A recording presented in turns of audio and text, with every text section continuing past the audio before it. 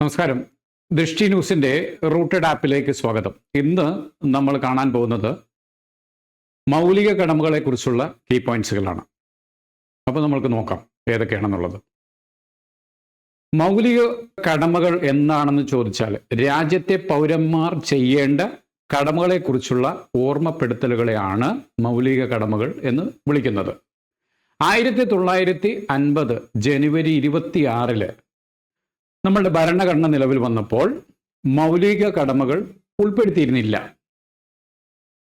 1976 സ്വരൺ സിംഗ് കമ്മിറ്റിയുടെ ശുപാർശ പ്രകാരമാണ് മൗലിക കടമകൾ ഭരണഘടനയിൽ ഉൾപ്പെടുത്തുന്നത്.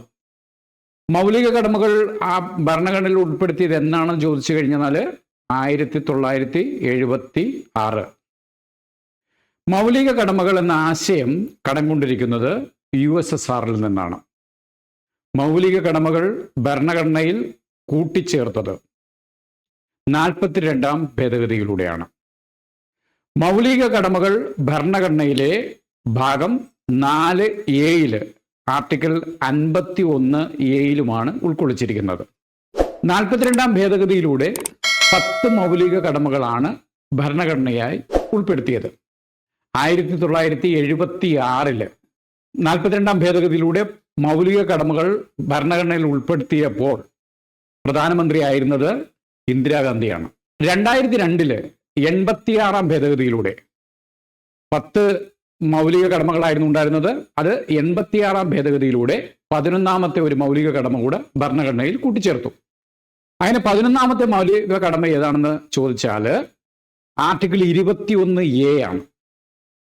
2002 86ാം ഭേദഗതി നടക്കുമ്പോൾ പ്രധാനമന്ത്രി ആയിരുന്നത് AB വാജ്പേയിയാണ്. ഇന്ത്യൻ ഭരണഘടനയിൽ ആകെ മൗലിക കടമകൾ 11 ആകുന്നപ്പോൾ ലോകത്ത് ആദ്യമായി മൗലിക കടമകൾ ഭരണഘടനയിൽ കൂട്ടിച്ചേർത്ത രാജ്യം ഏതാണെന്ന് ചോദിച്ചാൽ ജപ്പാനാണ്. മൗലിക കടമകൾ സോഷ്യലിസ്റ്റ് കമ്മ്യൂണിസ്റ്റ് രാജ്യങ്ങളുടെ പ്രത്യേകതയാണ്. ഏഷ്യൻ ഭൂഖണ്ഡത്തിൽ മൗലിക കടമകൾ ഭരണഘടനയിലുള്ള ജനാധിപത്യ രാജ്യങ്ങൾ ഇന്ത്യ, ജപ്പാൻ. 11 മൗലിക കടമകളാണ് നമ്മൾക്ക് ഉള്ളത് എന്ന് നിങ്ങൾ കേട്ട് കഴിഞ്ഞു. അതിൽ ഒന്നാമത്തത് ഇന്ത്യൻ ഭരണഘടനയെ അനുസരിക്കുകയും അതിൻ്റെ ആദർശങ്ങളെയും സ്ഥാപനങ്ങളെയും ദേശീയ പതാകയെയും ദേശീയ ഗാനത്തെയും ബഹുമാനിക്കുകയും ചെയ്യുക. അതാണ് ഒന്നാമത്തത്. രണ്ടാമത് സ്വാതന്ത്ര്യത്തിനായുള്ള ദേശീയ സമരത്തിന് പ്രചോദനമായ ഉദാത്തമായ ആദർശങ്ങളെ വിലമതിക്കുകയും പിന്തുടരുകയും ചെയ്യുക.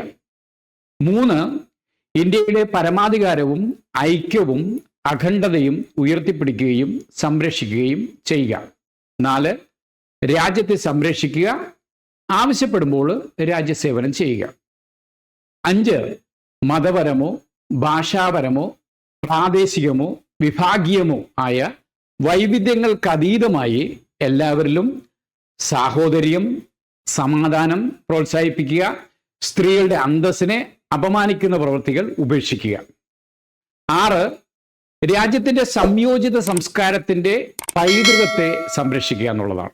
7ാമതായിട്ട് വരുന്നത് വനങ്ങൾ, തടാകങ്ങൾ, നദികൾ, വന്യജീവികൾ എന്നിവ ഉൾപ്പെടെയുള്ള പ്രകൃതി പരിസ്ഥിതിയെ സംരക്ഷിക്കുക, ജീവജാലങ്ങളോട് അനുകമ്പ കാണിക്കുക.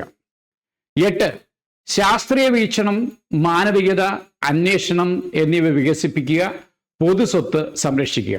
10 വ്യക്തിപരവും സംഘടിതമായും എല്ലാ മേഖലകളിലും മികവ് പ്രകടിപ്പിച്ച് രാഷ്ട്രത്തിന് നേട്ടങ്ങൾ ഉണ്ടാക്കുക. അവസാനമായിട്ട് വരുന്നത് 11ാമത്തത് 6നും 14നും ഇടയിൽ പ്രായമുള്ള കുട്ടിക്ക് വിദ്യാഭ്യാസത്തിനുള്ള അവസരങ്ങൾ നൽകുക. 6നും 14നും ഇടയിൽ പ്രായമുള്ള കുട്ടികൾക്ക് വിദ്യാഭ്യാസത്തിനുള്ള അവസരങ്ങൾ നൽകുക എന്നതാണ് 11ാമത്തേത്. മൗലിക കടമകൾ നോൺ ജസ്റ്റിസിയബിൾ ആണ്. അതായത് നിയമത്തിൻ്റെ പിന്തുണ ഇതിന് ഇല്ല എന്നർത്ഥം. Thank you.